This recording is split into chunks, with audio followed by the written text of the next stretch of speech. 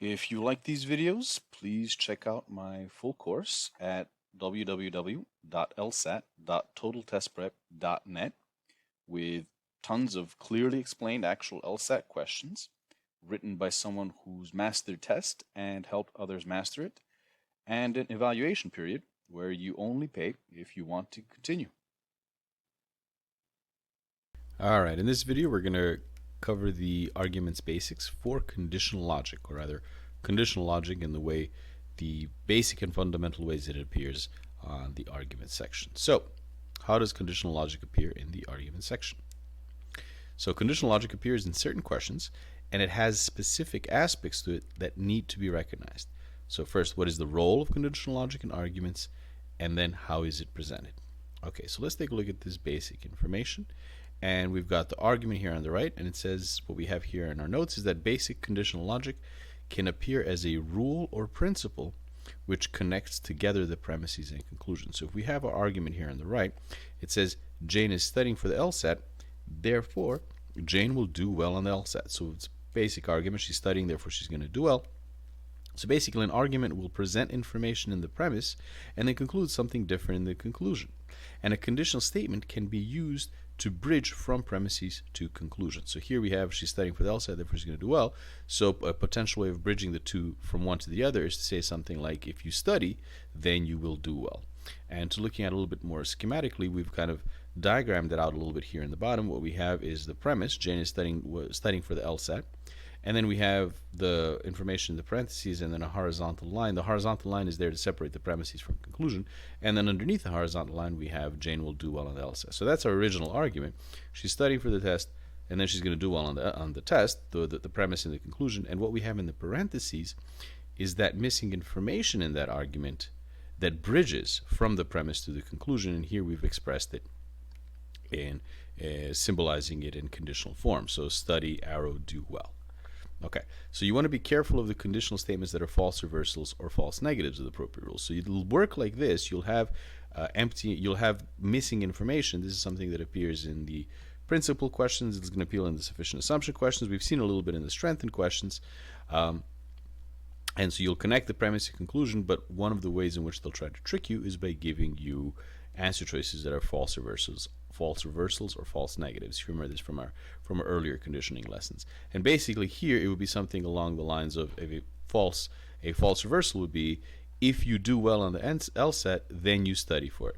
That doesn't work. That's not going to get you from Jane is studying for the LSAT to Jane is going to do well. Remember, we have to look for a premise, we have to look for a principle or a rule that starts off by saying that she is studying, that if somebody's studying, what's going to happen? That activates the situation, or rather the information we have that she's studying is then activating that rule. So if we start off by saying, if you do well, then you studied, although it's appealing and intuitively sounds right, it's actually incorrect because it's a false reversal. Same thing with the false negation here is that if you don't study, then you're not going to do well. Once again, that's not something that gets you from premise to conclusion. That simply gives you it gives you a rule which is activated by the negative of what we have, so it doesn't work.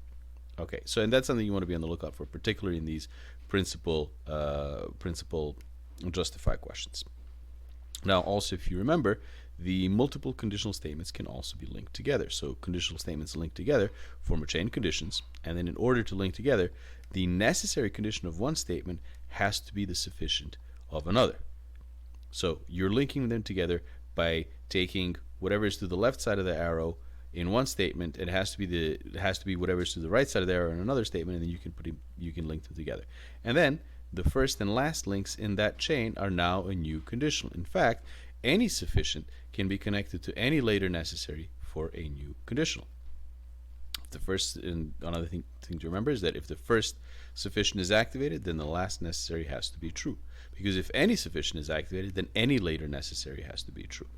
And the contrapositive of the chain is all of the conditions negated and reversed from right to left. So you're no longer going from the beginning of the chain all the way to the right, the way we would normally write it. You would just flip them around and negate them. And the flipping around means it's as if you're reading right to left. Now, there's also a key difference. So the key difference with conditional reasoning and logic games is actually the way in which those statements are going to be expressed. So the standard if-then formulation is actually less common, and most conditional statements are expressed in more natural language. This depends, and I will be qualifying this in the various videos, but in the arguments themselves, generally speaking, regardless of the question type, in the arguments themselves, it's generally going to be less of a standard if-then formulation. So certain if synonyms or synonyms for if are in order to, or just in, when, and anything derived from when, like whenever, anything, anyone, same thing, anything along those lines, and also who, whoever, etc. So you'll find those mostly for if. For the then synonyms, you might say something like, this particular thing, like X, is this thing is a precondition. So if it says something is a precondition or a requirement or a necessity, then that is a synonym that lets you know that that's a necessary condition. It functions as a then synonym. Same thing with must or need or invariably or tends. Tends is another one. So anything associated with requirement or necessity. Likewise with the if, it's anything associated really with universality. You can think of it that way. The language also won't be formulaic, so you'll need to analyze the argument to identify the conditional relationships. So, like I said, because they generally won't have if and then, it'll be more natural sounding. You'll have to think of it in terms of where is the sufficiency, where is the necessity.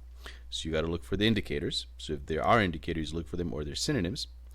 And then you want to identify statements that place two ideas in relation to one another, because that's what a conditional statement is. It gives you a relationship between two different ideas. And so if you can find the statement, not necessarily the sentence, remember, because the sentence can have multiple statements, but if you can find a statement that does that, then you can look to see if there is a logical relationship of necessity and sufficiency. You also want to look for repetition of ideas, because the repetition signals that a condition is going to be used in two different conditional statements. So that lets you know that if there's repetition of a particular concept between statements, then those statements are probably conditional statements. And then you can look for the indicators and the logical relationships as well. And also causal language is also used to express the conditional relationships. You want to be careful with that.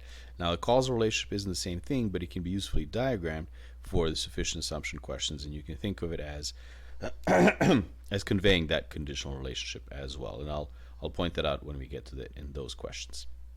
Okay, so in terms of a quick summary, conditional logic appears in arguments as either premises or conclusion, and can be a simple rule that connects premises to conclusion, or up to every statement can be a conditional statement. The conditional statements will be expressed using more natural language expressions, and to identify the relationships, you will need to analyze the statements looking for indicators as well as relationships and repetition.